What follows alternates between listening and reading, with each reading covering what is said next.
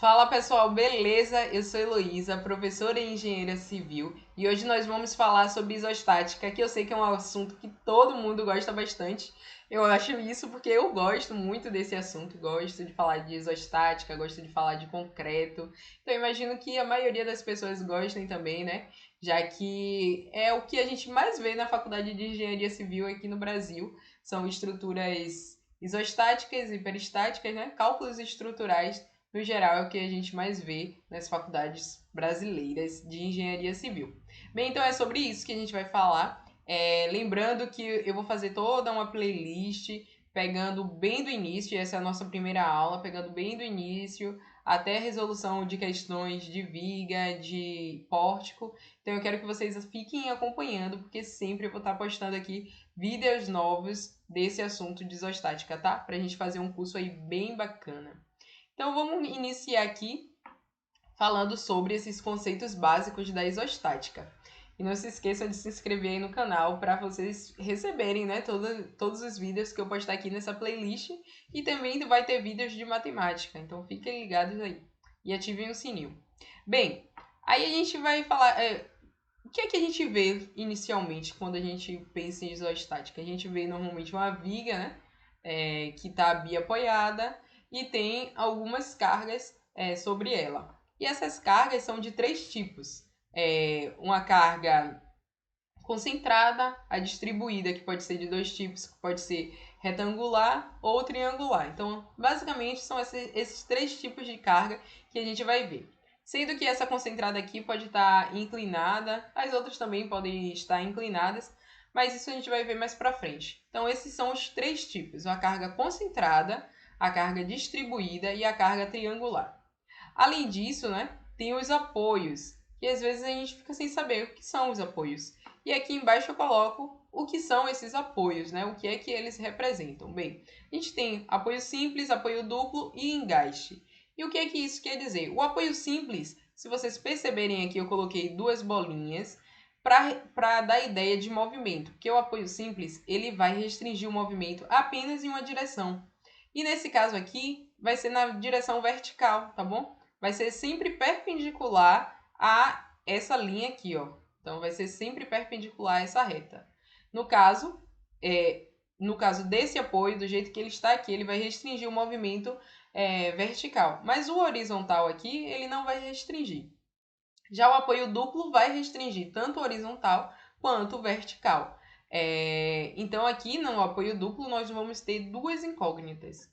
Já o engaste, ele vai restringir o movimento tanto na vertical quanto na horizontal e também vai restringir o momento. E aí no engaste nós vamos ter três incógnitas, tá bom? Então, o que é que acontece? O que é que nós vamos ver basicamente na isostática? A gente vai ver normalmente uma viga biapoiada ou uma viga engastada, ou seja, apenas um engaste para que ela seja isostática, tá? Porque, por exemplo, se essa viga aqui ela tivesse dois apoios simples, vocês concordam que a gente não conseguiria restringir o movimento nessa direção aqui, horizontal? Então a viga ela poderia se mover, mas na engenharia isso não pode acontecer. O que a gente quer é que o nosso prédio não caia, né? Não é verdade? Então tem que ter aqui um apoio simples e um apoio duplo para poder restringir o movimento na direção horizontal. E se a gente contar a quantidade aqui de restrições que tem, a gente vai ver que vai dar igual a 3. E na isostática a gente precisa que isso seja igual a 3. Então, um aqui, né, do apoio simples e dois aqui do apoio duplo. Então, nós temos três incógnitas. E também temos três equações, né? Somatório de forças verticais, somatório de forças horizontais e somatório de momento, que tem que ser igual a zero, tá bom? E aí, no caso de ter um engaste, vai ter apenas um engaste, né? Para que a viga ela seja isostática. Claro que tem exceções, no caso de ter uma rótula, então aí poderia colocar quatro restrições, quatro incógnitas, mas isso é um assunto que a gente vai ver mais pra frente, tá?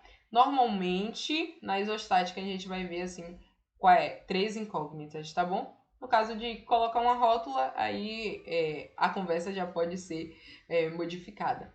Tá, e aí a gente vai precisar desenhar o diagrama de esforço normal, que a gente coloca DEN, E o diagrama de esforço cortante a gente coloca DEC. E de momento fletor a gente chama de DMF, tá? Só para simplificar, não precisar escrever tudo isso. Diagrama de esforço normal, diagrama de esforço cortante. Então, simplifica aí, abrevia, coloca dessa forma. Então, no diagrama de esforço normal e no diagrama de esforço cortante, nós vamos ter a representação em quilonewton, em tonelada força, quilograma força, então em unidades de força. Sendo que na convenção, na parte superior, nós vamos considerar como positivo e na parte inferior nós vamos considerar como negativo.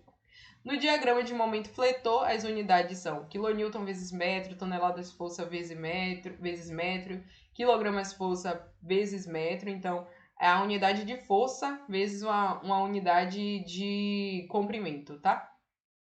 E aí, no diagrama de momento fletor, nós vamos considerar a parte superior como negativa e a parte inferior como positiva. Lembrando que nós vamos representar o diagrama vai estar desenhado sempre na direção da atração. E ao longo das questões que eu for resolvendo, eu vou sempre lembrar isso para vocês e vai ser mais fácil de entender o que é isso, de o diagrama estar sempre desenhado no lado da atração. Tá bom? Então por hoje, galera, é isso. É só uma forma de relembrar mesmo os assuntos básicos de isostática. Fiquem ligados que vem mais coisas por aí, tá? Vem mais assuntos sobre essa disciplina e vocês só têm a ganhar assistindo, tá bom? Espero que vocês tenham gostado e até a próxima. Ah, não se esqueçam de se inscrever no canal, tá bom? Valeu, pessoal!